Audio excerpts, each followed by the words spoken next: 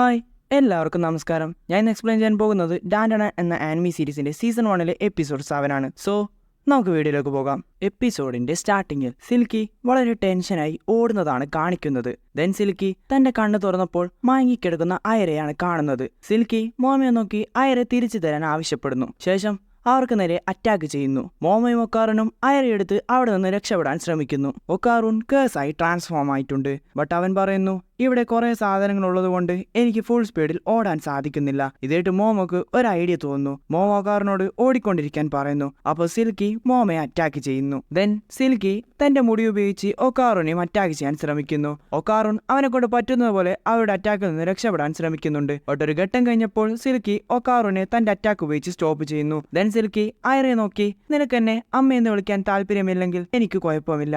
എനിക്ക് നീയും ഞാനും എപ്പോഴും ഒന്നായിരിക്കണം. ഞാൻ നിന്നെ കഴിക്കുന്നതോടുകൂടി നീയും ഞാനും ഒന്നാകും. ഇങ്ങനെ ചെയ്യുന്നതോടുകൂടി എനിക്ക് ജീവിതകാലം മുഴുവനും നിന്റെ കൂടെ ജീവിക്കാൻ സാധിക്കും. ഇത് പറഞ്ഞ് സിൽക്കി അയറെ കഴിക്കാൻ പോകുന്നു. ബട്ട് സിൽക്കിക്ക് മുന്നോട്ട് പോകാൻ സാധിക്കുന്നില്ല.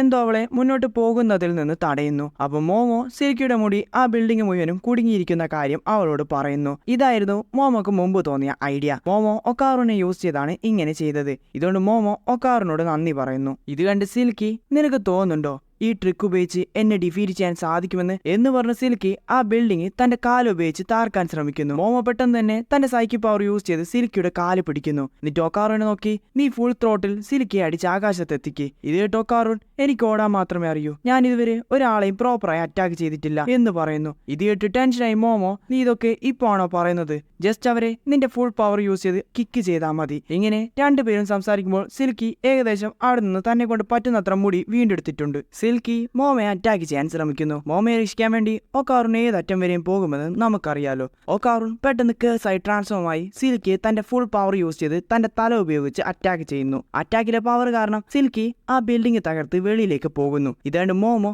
നിന്റെ ഫുൾ ടോട്ടൽ വളരെ പവർഫുൾ ആണെന്ന് പറയുന്നു. ഇവിടെ ഒക്കാറുൻ ഇത്രയും പവർ ഒറ്റയടിക്ക് യൂസ് ചെയ്തതുകൊണ്ട് വളരെ അവശനാകുന്നു. ഇങ്ങനെ ഇരിക്കുന്ന ഒക്കാറുന്റെ ബാഗിൽ നിന്ന് ടെർബോ ഗ്രാനി വെളിയിൽ വരുന്നു. ദെൻ പറയുന്നു, എന്റെ പവർ യൂസ് ചെയ്ത് അറ്റാക്ക് ചെയ്തിട്ടും നിനക്ക് ഇത്ര മാത്രമേ ചെയ്യാൻ സാധിച്ചുള്ളൂ. അവ മോമോ നമ്മൾ സിൽക്കിയെ എന്ത് ചെയ്യുമെന്ന് ചോദിക്കുന്നു. നമുക്കവരെ മുത്തശ്ശിയെടുത്ത് കൊണ്ടുപോയാലോ? ഇതേടി ഗ്രാനി, അതിന്റെ ഒന്നും ആവശ്യമില്ല.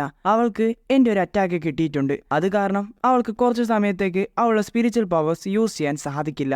അതൊക്കെ അവിടെ നിൽക്കട്ടെ. ഒക്കാറിന്റെ ബോൾസ് ഈ പെൺകുട്ടിയുടെ അടുത്തല്ലേ ഉള്ളത്. ദെൻ ഗ്രാനി ആ ബോൾസ് സെർച്ച് ചെയ്യുന്നു. മോമയുടെ കൈ ഇപ്പോഴും കെട്ടിയിട്ടിട്ടാണ് ഉള്ളത്. സോ മോമോ ഒക്കാറിനോട് അത് അയക്കാൻ പറയുന്നു. ദെൻ മോമോ പറയുന്നു, എല്ലാം ഈ അയറ കാരണമാണ്. ആ സ്പിരിറ്റിനും അയറക്കും തമ്മിൽ എന്തായിരിക്കും ബന്ധം? അങ്ങനെ ടെർബോ ഗ്രാനി ആ ബോൾസ് കണ്ടെത്തുന്നു. ഇത് കണ്ട് മോമോ, ഒക്കാറു, നിന്റെ ബോൾസ് തിരിച്ചു കിട്ടിയില്ലേ, നീ ഹാപ്പിയല്ലേ എന്നൊക്കെ പറഞ്ഞ് ഒക്കാറുനെ പരിഹസിക്കുന്നു. അപ്പോൾ ടെർബോ ഗ്രാനി ഒരു കുഴപ്പമുണ്ടെന്ന് പറയുന്നു.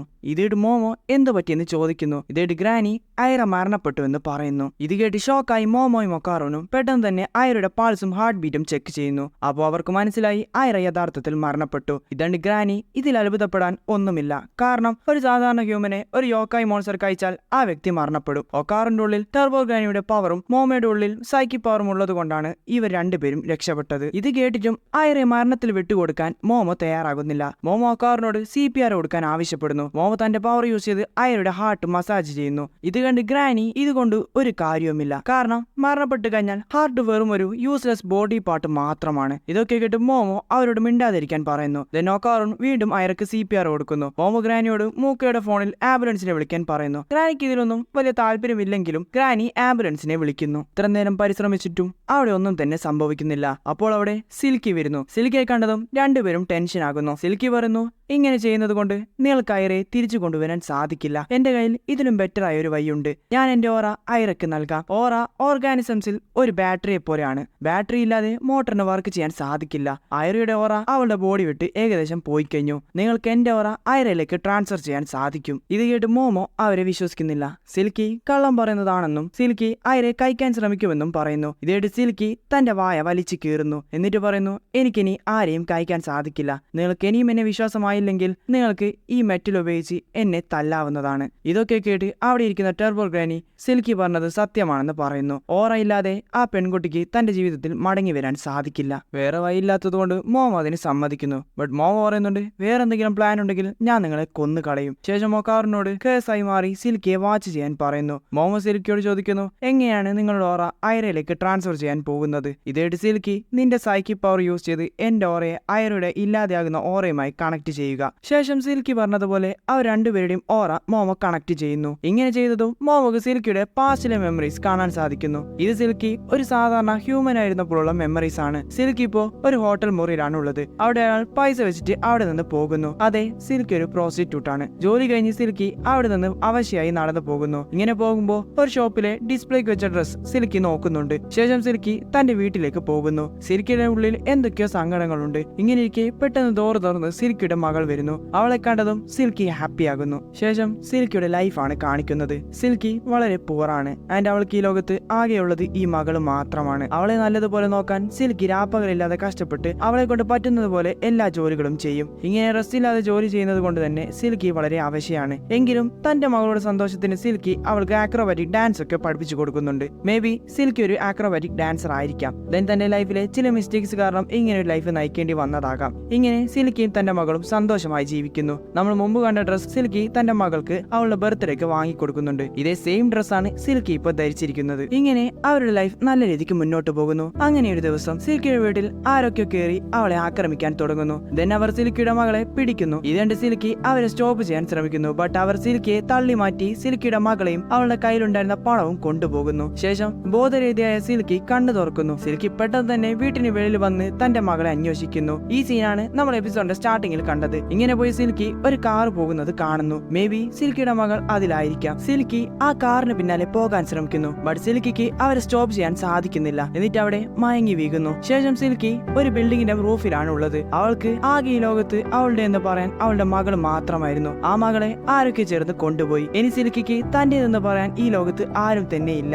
ഇങ്ങനെ തന്റെ മകളുടെ ഓർമ്മയിൽ അവസാനമായി ഒരു ആക്രോബാറ്റിക് ഡാൻസ് കളിച്ച് സിൽക്കി ആ ബിൽഡിങ്ങിൽ നിന്ന് താഴേക്ക് ചാടുന്നു. അവിടുന്ന് കട്ട് ചെയ്ത ഇപ്പൊ സിൽക്കി ഒരു സ്പിരിറ്റ് ആയി മാറിയിട്ടുണ്ട്. അവൾക്കൊരു ഓർമ്മയും ഇല്ല. അവൾക്ക് വേണ്ടപ്പെട്ട എന്തോ നഷ്ടപ്പെട്ടെന്ന് മാത്രം അവൾക്കറിയാം. ബട്ട് അതെന്താണെന്ന് അവൾക്കറിയില്ല. ഇങ്ങനെ പോകുമ്പോ ഒരു ചെറിയ കുട്ടി സിൽക്കിയെ അമ്മയെന്ന് വിളിക്കുന്നു. അത് മറ്റാരുമല്ല, ഐറയാണ്. ഇങ്ങനെ ഇരിക്കെ ഐറയുടെ അച്ഛൻ ഐറയെ വിളിക്കുന്നു. ഐറ അച്ഛനോട്, ഞാൻ കരുതി അമ്മ അവിടെ ഉണ്ടെന്ന്. ഇത് കേട്ട് ഐറയുടെ അച്ഛൻ അങ്ങനെ വരാൻ ഒരു സാധ്യതയുമില്ല. കാരണം ഐറയുടെ അമ്മ മരണപ്പെട്ടു കഴിഞ്ഞു. ഐറയുടെ അച്ഛൻ പറയുന്നു, അവൾ നമ്മളെ വിട്ട് കുറെ ദൂരെ പോയി കഴിഞ്ഞു. ഇത് കേട്ട് ഐറ അമ്മ തിരിച്ചപ്പോ വരുമെന്ന് ചോദിക്കുന്നു. ഇത് കേട്ട് ഐറയുടെ അച്ഛൻ, അവളിപ്പോ വരാനൊരു ചാൻസും ഇല്ല. അതുകൊണ്ട് ഐറ, നീ വളരെ സ്ട്രോങ് ആകണം. സോ നിന്റെ അമ്മ നിന്റെ കൂടെ ഇല്ലെങ്കിലും നിനക്കെല്ലാം ചെയ്യാൻ സാധിക്കണം. ഇത് കാരണം നിന്റെ അമ്മ ഒരു ദിവസം തിരിച്ചു വരുമ്പോൾ അവൾക്ക് നിന്നെ ഓർത്ത് അഭിമാനമുണ്ടാകും. ഇത് കേട്ട് കുട്ടി ഐറ, ഞാൻ എന്റെ അമ്മക്ക് അഭിമാനിക്കാൻ പറ്റുന്ന മകളാകുമെന്ന് പറയുന്നു. ഐറയെ കണ്ടതും സിൽക്കിക്ക് ഐറ തന്റെ മകളാണെന്ന് തോന്നുന്നു. ദെൻ സിൽക്കി പറയുന്നു, ഞാൻ അവളെ പ്രൊട്ടക്ട് ചെയ്യും. സോ അവളെ ആർക്കും ഉപദ്രവിക്കാൻ സാധിക്കില്ല എന്ന് പറഞ്ഞ സിൽക്കി ഇന്ന് കാണുന്ന ആക്രോബാറ്റിക് സിൽക്കിയായി മാറുന്നു. പെട്ടെന്ന് ഐറ കണ്ണു തുറക്കുന്നു. അവളുടെ കണ്ണിൽ കണ്ണുനീരുണ്ട്. മേ ബി സിൽക്കിയുടെ പാസ്റ്റ് മെമ്മറീസ് ഓറ പാസ് ചെയ്യുമ്പോൾ ഐറയും കണ്ടിട്ടുണ്ടാകാം. സിൽക്കിയുടെ ബാക്ക് സ്റ്റോറി അറിഞ്ഞ് മോമോക്ക് ഫീൽ ആകുന്നു. ഇതേ ഡോക്കാറും സിൽക്കി മോമയെ അറ്റാക്ക് ചെയ്തതാണെന്ന് കരുതി അവരെ അറ്റാക്ക് ചെയ്യണോ എന്ന് മോമയോട് ചോദിക്കുന്നു. മോമ അവനോട് സ്റ്റോപ്പ് ചെയ്യാൻ പറയുന്നു. ദെൻ സിൽക്കി ഐറയോട് ക്ഷമ ചോദിക്കുന്നു. ഞാൻ നിന്നെ പ്രൊട്ടക്ട് ചെയ്യാനാണ് ശ്രമിച്ചത്. ബട്ട് ഇവഞ്ച്വലി ഞാൻ നിന്നെ വേദനിപ്പിച്ചു. എനിക്ക് എന്റെ ഇമോഷൻസിനെ പോലും കൺട്രോൾ ചെയ്യാൻ സാധിച്ചില്ല. ഞാൻ ഇപ്പോ ഒരു മോൺസ്റ്ററായി മാറിക്കഴിഞ്ഞു. ഇതോടുകൂടി എല്ലാം അവസാനിക്കും. ഇങ്ങനെ പറയുമ്പോ സിൽക്കിയുടെ ബോഡി തകർന്നു പോകുന്നത് കാണാൻ സാധിക്കും. ഇത് കണ്ട് മോമോ അവർക്ക് എന്ത് പറ്റിയെന്ന് ചോദിക്കുന്നു. ഇത് കേട്ട് ഗ്രാനി, ഞാൻ നിന്നോട് പറഞ്ഞില്ലേ, ഒരു ഓറ ബാറ്ററി പോലെയാണ്. അതില്ലെങ്കിൽ നമ്മൾ ഇല്ലാതെയാകും. ഇത് കാരണം അവൾക്ക് ശാന്തി ലഭിക്കില്ല. ഓറ ഇല്ലാത്തത് കൊണ്ട് അവൾ ഒരു വോയിഡിലേക്ക് പോകും. ജീവിച്ചിരിക്കുന്നവരും മരിച്ചവരും അവളെ മറക്കും. എന്ന് വെച്ചാൽ അവൾ ഈ ലോകത്ത് ജീവിച്ചിരുന്നു എന്നതിന്റെ ഒരു രേഖ പോലും ഉണ്ടാകില്ല. ദെൻ ഗ്രാനി പറയുന്നു, ബട്ട് ഇതൊന്നും വലിയ കാര്യമല്ല. കാരണം അവളുടെ ജീവിതം വളരെ മോശമായിരുന്നു. അതുകൊണ്ട് അവളുടെ സ്പിരിറ്റ് ഈ ലോകത്ത് നിന്ന് മാഞ്ഞു പോയാലും വലിയ ഡിഫറൻസ് ഒന്നും ഉണ്ടാക്കില്ല. ഇത് കേട്ട് മോമോ, നിങ്ങൾക്ക് എന്തെങ്കിലും ചെയ്യാൻ സാധിക്കുമോ എന്ന് ചോദിക്കുന്നു. ഇത് കേട്ട് ഗ്രാനി, അത് അവളുടെ തീരുമാനമാണ്. അവളുടെ മനസ്സിന് ശാന്തി ലഭിക്കണോ വേണ്ടിയോന്ന്. നമ്മളെ പോലുള്ള സ്ട്രേഞ്ചേഴ്സിന് ഇതിലൊന്നും ചെയ്യാൻ സാധിക്കില്ല. ദെൻ മാഞ്ഞു പോകുന്ന സിൽക്കിയാണ് കാണിക്കുന്നത്. സിൽക്കി ഇപ്പോ തന്റെ മകളെ പറ്റി ആലോചിക്കുന്നു. ഞാനിപ്പോ ആഗ്രഹിക്കുന്നത് നിനക്ക് കുറച്ചുകൂടി വസ്ത്രങ്ങൾ വാങ്ങിത്തരാനും നിന്റെ കൂടെ കുറച്ചു സമയം കളിക്കാനുമാണ്. നീ എന്റെ മകളായിരുന്നില്ലെങ്കിൽ നീ ഇതിലും ഹാപ്പി ആയിരിക്കും എന്ന് പറഞ്ഞ സിൽക്കി സ്വയം പൈചാരുന്നു. അപ്പൊ ഐറ ഓടി വന്ന് സിൽക്കിയെ കെട്ടിപ്പിടിക്കുന്നു. ഐറ അവരെ, അമ്മേ, എനിക്ക് നിങ്ങളെ ഒരുപാട് ഇഷ്ടമാണെന്ന് പറയുന്നു. ഇത് ഇത് കേട്ട് സിൽക്കിക്ക് ഒരുപാട് സന്തോഷമാകുന്നു. ദെൻ ഐറ അവരെ ആരും ഹേർട്ട് ചെയ്യാതിരിക്കാൻ വേണ്ടി ദൈവത്തോട് സിൽക്കിയുടെയും അവളുടെ മകളുടെയും ആത്മാവിന് ശാന്തി ലഭിക്കാൻ വേണ്ടി പ്രാർത്ഥിക്കുന്നു. ഇങ്ങനെ സിൽക്കി അവിടെ നിന്ന് മാഞ്ഞു പോകുമ്പോൾ ഐറ പറയുന്നുണ്ട്, ഞാൻ പ്രോമിസ് ചെയ്യുകയാണ്, ഞാൻ നിങ്ങളെ ഒരിക്കലും മറക്കില്ല. ഐറ കാരണം സിൽക്കിക്ക് ഇപ്പോൾ ശാന്തി ലഭിക്കുന്നു. അങ്ങനെ ഈ സീനോട് കൂടി ഈ എപ്പിസോഡ് അവസാനിക്കുന്നു. സോ വീഡിയോ ഇഷ്ടപ്പെട്ട സബ്സ്ക്രൈബ് ചെയ്യുക ആൻഡ് അടുത്ത എപ്പിസോഡ് കാണാം. ബൈ.